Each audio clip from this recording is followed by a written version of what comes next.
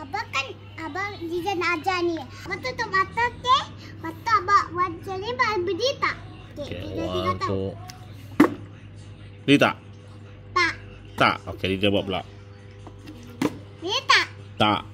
Abah buat apa buat? Tutup. Berdiri tak? Tak. Liza. Berdiri tak? Diri. Berdiri tak? Berdiri. Yang baik, Taklah, memang berdirilah. Yes. Nah.